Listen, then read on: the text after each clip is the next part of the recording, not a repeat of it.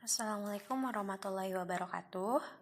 Perkenalkan, nama Ibu Trisa Siti Nur Barokah. Ibu di sini mengajar mata pelajaran biologi. Bagaimana kabarnya hari ini? Semoga semuanya baik-baik saja. Sebelum memulai kegiatan pembelajaran hari ini, alangkah baiknya kita berdoa terlebih dahulu. Silakan berdoa terlebih dahulu. Pada pembelajaran hari ini, kita akan membahas mengenai ruang lingkup biologi.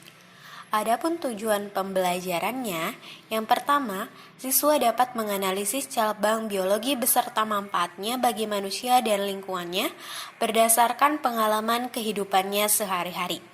Kemudian yang kedua, siswa dapat mengidentifikasi ruang lingkup biologi berdasarkan objek dan permasalahannya pada berbagai tingkat organisasi kehidupan berdasarkan pengalaman dan kajian teori. Dalam kehidupan sehari-hari, disadari atau tidak, sebenarnya kalian selalu berhubungan dengan hal-hal yang berkaitan dengan biologi. Pada saat sakit misalnya, dokter akan memeriksa fungsi organ tubuh Anda, menyelidiki penyebabnya, kemudian akan memberikan Anda obat, bukan? Kemudian contoh lain, para petani yang menerapkan prinsip-prinsip biologi agar tanamannya dapat tumbuh subur dengan hasil panen yang baik. Coba, selain yang disebutkan tadi, kalian tulis di buku catatan kalian mengenai contoh penerapan biologi dalam kehidupan sehari-hari. Lalu Ibu tanya kepada kalian, apa sebenarnya biologi itu? Biologi merupakan ilmu yang mempelajari tentang kehidupan dan segala bentuk interaksi di dalamnya. Baik itu interaksi antara komponen biotik itu komponen yang hidup, dengan komponen abiotik, yaitu komponen yang tak hidup. Contohnya apa komponen biotik? Kalau komponen biotik, contohnya itu hewan, manusia, tumbuhan. Sedangkan komponen abiotik seperti contohnya itu tanah, kemudian udara, dan sebagainya. Dengan menggali biologi lebih jauh, kalian akan mampu memahami makhluk hidup dan manfaatnya untuk kehidupan yang lebih baik. Pada bab ini, kalian akan membahas lebih jauh mengenai hakikat biologi sebagai ilmu sains, berbagai hal yang harus dimiliki oleh seorang ilmuwan biologi, kemudian ruang lingkup dan objek kajian biologi, serta ragam permasalahan biologi pada berbagai tingkat organisasi kehidupan. Kita bahas satu-satu ya. Yang pertama, biologi sebagai sains. Sebenarnya, sains itu apa? Sains berasal dari kata scientia yang artinya pengetahuan. Sains merujuk pada sistem untuk mendapatkan pengetahuan melalui pengamatan dan eksperimen, serta berbagai bidang ilmu yang bersifat ilmiah. Bidang ilmu sains biasanya dibedakan menjadi dua, yaitu ilmu sains alam dan ilmu sains sosial. Nah, kalau biologi berarti masuk ke ilmu sains alam. Sains memiliki beberapa karakteristik. Yang pertama, rasional. Artinya, sains merupakan hasil kegiatan berpikir secara logis menggunakan nalar yang hasilnya dapat diterima oleh nalar manusia. Jadi, sains itu bukan tahayul ya. Kemudian yang kedua, objektif. Artinya, sains merupakan kebenaran apa adanya karena didasarkan atas data-data dan tanpa pengaruh pendapat atau pandangan pribadi. Jadi sains itu bukan bersifat subjektif, berdasarkan pandangan pribadi saja, tetapi berdasarkan data-data, berdasarkan eksperimen yang telah dilakukan, seperti itu. Kemudian yang ketiga, empiris. Artinya, sains dapat dibuktikan dengan pengamatan, penelitian, atau eksperimen. Kemudian yang keempat, akumulatif. Artinya, sains dapat dibentuk berdasarkan teori yang lama, kemudian disempurnakan, ditambah atau diperbaiki, sehingga makin sempurna. Jadi, sains itu seiring bertambahnya zaman, seiring berubahnya zaman, sains selalu diperbaharui agar sempurna seperti itu. Beredar suatu kepercayaan di masyarakat bahwa penyakit kusta adalah akibat kutukan dari para leluhur. Sebagai pelajar, apakah kalian percaya dengan hal tersebut? Berikan alasannya. Coba jawab di buku catatan kalian ya. Selanjutnya, kita akan membahas mengenai pengertian dan cabang biologi. Sebenarnya tadi sudah disinggung ya di awal mengenai pengertian biologi. Kita perjelas lagi ya. Biologi merupakan bagian dari sains. Biologi berasal dari kata bios yang berarti hidup dan logos yang berarti ilmu. Berarti ilmu hidup ya. Jadi biologi adalah ilmu yang mempelajari tentang makhluk hidup atau organisme baik yang bersifat makroskopis maupun mikroskopis. Organisme makroskopis itu apa? Organisme makroskopis adalah organisme yang dapat dilihat dengan mata secara langsung. Misalnya apa contohnya? Seperti tumbuhan, kemudian hewan yang dapat kita lihat dengan mata telanjang, seperti itu. Kemudian organisme mikroskopik itu apa?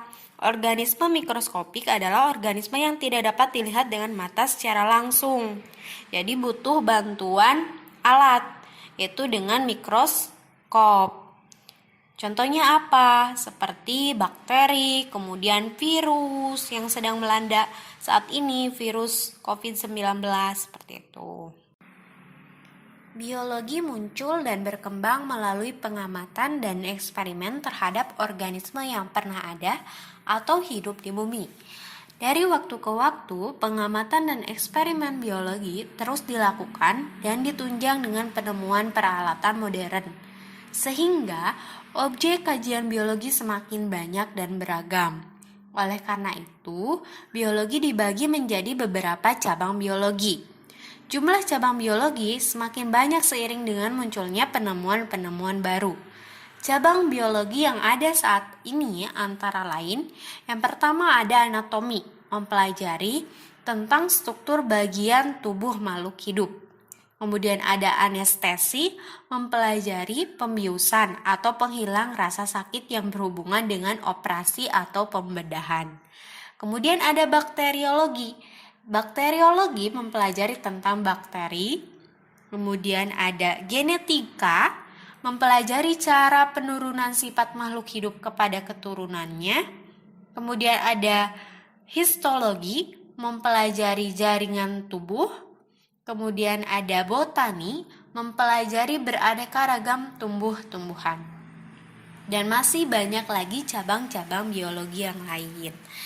Nah, tugasnya di sini kalian mencari cabang-cabang biologi dan membahas tentang apa cabang tersebut.